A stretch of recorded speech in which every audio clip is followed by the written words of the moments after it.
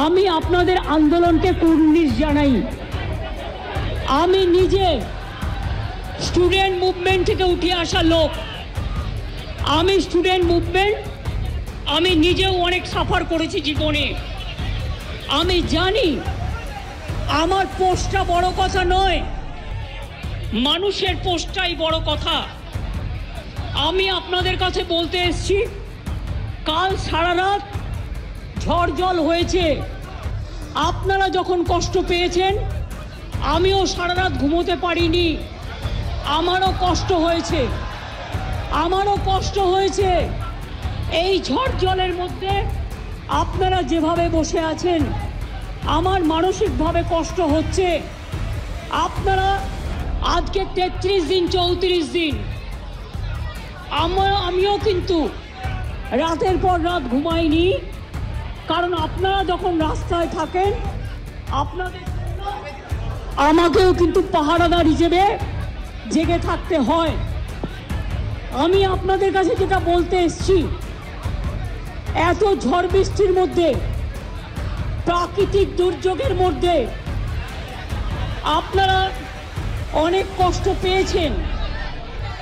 আর কষ্ট না করে যদি আপনারা কাজে ফিরতে চান, আমি আপনাদের প্রতিশ্রুতি দিচ্ছি, আপনাদের ডিমান্ডগুলো আমি কথা বলে সহানুভূতির সাথে আমি স্টাডি করব। আমি অফিসারদের সাথে কথা বলবো। আমি একা সরকার চালাই না, আমার সাথে একটা chief secretary, home secretary, DG police সবাই আছেন। আমি আপনাদের বলতে চাই, আপনাদের ডিমান্ডগুলো আমি ভাববো, আমি চিন্তা করব। যদি কেউ দোষী হয়, তিনি নিশ্চয়ই শাস্তি পাবেন। এবং আমি চাই তিলোত্তমার বিচার হোক। আমি সিবিআইকে অনুরোধ করব, যত তাড়াতাড়ি বিচার হোক। এমনকি 3 মাসের মধ্যে তারা যেন ফাঁসির অর্ডার দেয়। আমি একটা সিবিআইকে অনুরোধ করব আপনাদের প্ল্যাটফর্মে বসে। আর আপনাদের কাছে আবেদন জানাবো, আমাকে একটু সময় দিন। আমি ব্যাপারগুলো নিয়ে আমি চিন্তা ভাবনা করব। যদি আপনাদের আস্থা ভরসা আমার উপর থাকে, আমি কথা বলে সিদ্ধান্ত, অন্তত যদি কাউকে দোষী পাই, আমি নিশ্চয়ই নেব। আমি আপনাদের এটুকু বলবার জন্য এসেছিলাম। আমি আশা করি আপনারা এত কষ্টের মধ্যে বৃষ্টিতে ভিজছেন এবং আপনাদেরও পরিবার চিন্তায় আছে। এবং আমি মনে করি অনেক মানুষও মারা যাচ্ছেন। আপনারা প্লিজ দয়া করে, আপনারা আমাদেরই ঘরের ভাই বোন, আপনারা কাজে যোগদান করুন। এবং আমি বলতে পারি, আপনাদের প্রতি আমি কোনো অবিচার করব না। আমি একটা কথা বলে যাই, হাসপাতালের ডেভেলপমেন্ট, ইনফ্রাস্ট্রাকচার সব কাজ আমরা শুরু করে দিয়েছি এবং করব।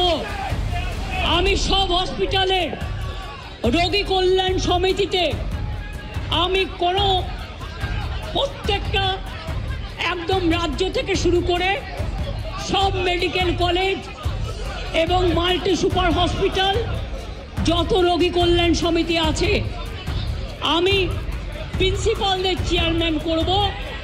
এবং তাতে জুনিয়র ডাক্তারও মেম্বার থাকবে, সিনিয়র ডাক্তারও থাকবে, নার্সও থাকবে, একজন পাবলিক রিপ্রেজেন্টেটিভ থাকবে এবং পুলিশ থাকবে।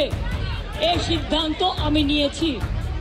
আপনাদের আরজিকর মেডিকেল কলেজেরও আমি রোগী কল্যাণ সমিতি ভেঙে দিলাম এবং সব মেডিকেল কলেজের আমি রোগী কল্যাণ সমিতি ভেঙে দিলাম।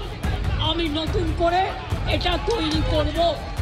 এবং আপনাদের আমি বলতে পারি, বাদবাকি আপনাদের যে ডিমান্ড আছে, আপনারা আমাকে বলেছেন, যদি সত্যি কেউ দোষী হয়, দোষীরা শাস্তি পাবে।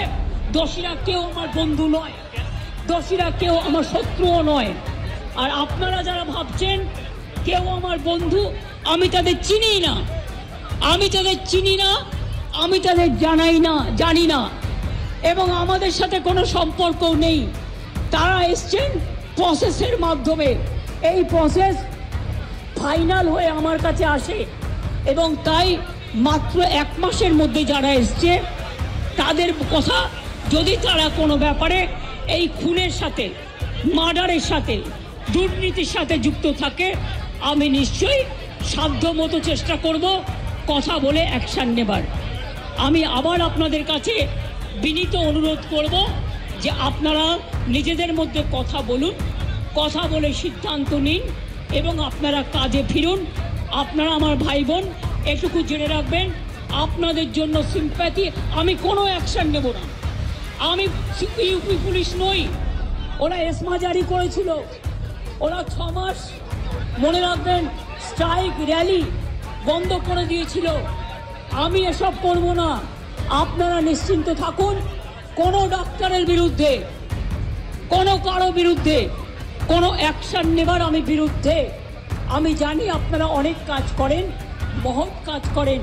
আপনাদের ছাড়া সিনিয়ররা, যেটা কিডনি ডিপার্টমেন্টে মারা গেছে, ক্যাথলেবও চেঞ্জ করতে পারে না, ক্যাথিটার চেঞ্জ করতে পারে না। সেই জন্য আপনাদের আমাদের প্রয়োজন।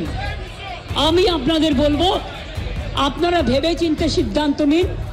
আর যদি আপনারা আমাকে বিশ্বাস করেন, আমি যখন আপনাদের ধর্ণা মঞ্চে আসতে পেরেছি আপনাদের একজন সহযোদ্ধা হিসেবে, তখন মনে রাখবেন যে আমি আপনাদের, যদি আপনারা বিশ্বাস ভরসা রাখেন, বাদ বাকিটাও মনে রাখবেন। আমি আস্তে আস্তে করে, একদিনে তো সব হয় না, করতেও সময় লাগে, আমাকে একটু সময় দিন। আমি নিশ্চয়ই সাধ্যমতো চেষ্টা করব।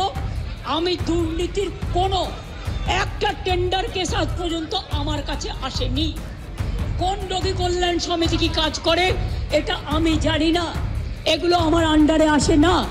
তাও বলি, যদি আপনাদের কোনো কমপ্লেন থাকে, কমপ্লেনের ভিত্তিতে নিশ্চয়ই আমরা তদন্ত করব। এমনিতে বিনা কারণে কাউকে সাজা দেওয়া যায় না। তদন্তে যদি প্রমাণিত হয়, আমি নিশ্চয়ই সাজা দেব। আর একটা কথা, সুপ্রিম কোর্টে কেস চলছে, মনে রাখবেন 17 তারিখেও ডেট আছে। আমি চাই না আপনাদের কোনো ক্ষতি হোক। আপনাদের দিদি হিসেবে আপনাদের কাছে আমি অনুরোধ করতে এসেছি। আমি মুখ্যমন্ত্রী নই, আমি মুখ্যমন্ত্রী হিসেবে বলতে আসিনি, আমি আপনাদের দিদি হিসেবে বলতে এসেছি। যাতে আপনারা না ভাবেন, হ্যাঁ আমি চিফ মিনিস্টার আছি, আমি একটা পার্টিও বিলংস করি, কিন্তু আপনাদের কাছে এসেছি যদি বলেন as a chief minister, as a elder sister, এবং আপনাদের আন্দোলনের সমব্যথী এবং সমসাথী, তাহলে আপনাদের অনুরোধ করব আমার কথা শুনুন। আগেও আপনাদের সমস্যা আমি সমাধান করেছি এবং আবার আমি করবার চেষ্টা করব। আমাকে এটুকু সময় দিন। ভালো থাকুন, সুস্থ থাকুন। আর একটা কথা বলবো, যে যা খাবার দিচ্ছে সব খাবারটা খাবেন না। হ্যাঁ, নিশ্চয়ই জাস্টিস হবে। সিবিআই এর কাছে যান, বলুন তিলোত্তমা কেসে জাস্টিস হোক। আমি আপনাদের কাছে আবেদন ছাড়া আর তো কিছু করতে পারি না, আমি আপনাদের জোর করতে পারি না। আমি আপনাদের কাছে আবেদন করে গেলাম, যদি আপনারা মনে করেন আপনাদের ধর্ণা মঞ্চে আসার ফলেও, আমি 26 দিন অনশন করেছিলাম, মনে রাখবেন সিপিএম গভর্নমেন্ট ছিল পাওয়ারে, একদিনের জন্য কেউ আমাকে কথা বলতে আসেননি। কিন্তু তা সত্ত্বেও আমি এসেছি, তার কারণ আমি মনে করি আপনাদের কাছে আসা মানে এটা নিজেকে ছোট করা নয়, এটা নিজেকে বড় করা। তাই আপনাদের আবার আবেদন করব, আপনারা বসুন, আপনারা আলোচনা করুন, করে সিদ্ধান্ত নিন। আমার এটা লাস্ট চেষ্টা আপনাদের জন্য করে গেলাম। বাদ বাকিরা যদি আমার উপর ছেড়ে দেন, আপনারা জাস্টিস পাবেন, আপনারা ইনজাস্টিস হবে না, এটুকু আমি বলতে পারি। অনেক ধন্যবাদ, নমস্কার, এবং আপনাদের সকলকে অনেক অনেক ধন্যবাদ জানাই।